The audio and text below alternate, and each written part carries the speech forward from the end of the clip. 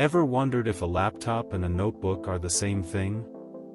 People use both words, but do they really mean something different?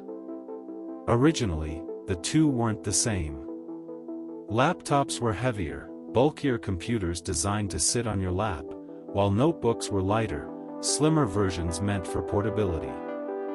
But today, the lines have blurred. With advances in technology, most people use the terms interchangeably. Whether you say laptop or notebook, you're usually talking about the same portable computer. So, what's the difference? Historically, size and weight. But nowadays, it's just marketing. Both words describe the same thing. Next time you hear someone say laptop or notebook, you'll know the truth. It's really no difference at all. Which word do you use? Let's dive into that part now. Back in the 1980s, the first laptops showed up, and trust me, they were nothing like the sleek machines we use today. They were huge, heavy, and basically just portable versions of desktop computers. Some even weighed over 10 pounds and had tiny black and green screens. Started using the word notebook. Why? To describe smaller, lighter versions of laptops, thin enough to fit inside a school bag, just like a paper notebook. They didn't have the same power as full laptops, but they were portable, cheaper, easier, and looks awesome to carry around. So at that time, the difference was clear. Laptops were bulky work machines, while notebooks were slim and travel-friendly. If you needed performance, you went with a laptop. If you just needed something for writing, basic software, or maybe schoolwork, a notebook was the better choice. Many students and travelers loved notebooks for their lightweight, even if they had to give up power. Meanwhile, professionals stuck with laptops because they could handle demanding tasks that notebooks simply couldn't. But here's the twist: as technology got better, that gap between laptops and notebooks started shrinking. And eventually, the two terms became almost impossible to tell apart. Let's see how that happened. Laptops back then were designed to be desktop replacements. They had bigger batteries, more ports, sometimes even CD and DVD drives built right in.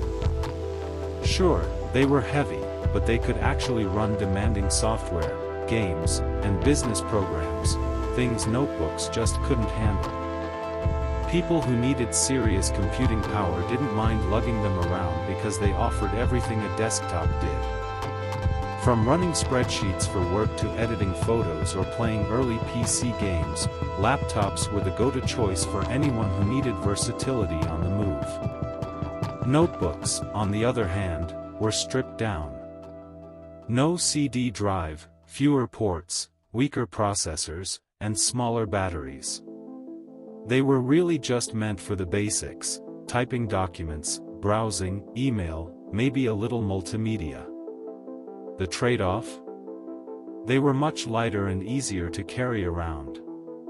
Think of it this way. A laptop was like a full toolbox with every tool you might need, while a notebook was like a pocket-sized Swiss Army knife, limited, but convenient. So back then, the difference was huge: power versus portability. But as technology advanced, notebooks started catching up, and the line between the two began to blur. Processors became faster, batteries lasted longer, and even slim notebooks could run software that once only laptops could handle. Suddenly, the choice wasn't just about performance or size. Both options could do almost everything. That's when the terms laptop and notebook started being used interchangeably, leaving most people confused about which is which. As processors got smaller and more powerful, and batteries lasted longer, the lightweight notebooks started packing the same punch as full laptops. Suddenly, you didn't have to sacrifice performance for portability anymore. This meant users could enjoy the convenience of a slim device without giving up the power they needed for work or entertainment.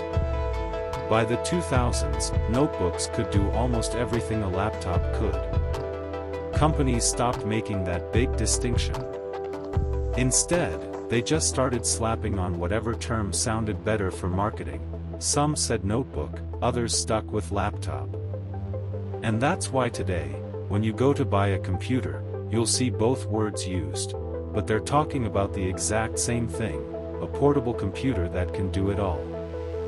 Still, the choice of word isn't random. Depending on where you live, you might hear one more often than the other, and that's where things get pretty interesting. In the United States, people almost always say laptop, while in Europe and parts of Asia, notebook is more common. Even within the same country, marketing and branding can influence which term you see on store shelves or in ads. It's fascinating how the same device can have different names, yet everyone knows exactly what it is. In the United States, people almost always say laptop. But in Europe and parts of Asia, the word notebook is way more common. Same device, just a different name. Even tech reviews and store listings will reflect this regional preference, which can sometimes confuse buyers. No matter what you call it, though, the functionality remains exactly the same. Brands also play with the wording.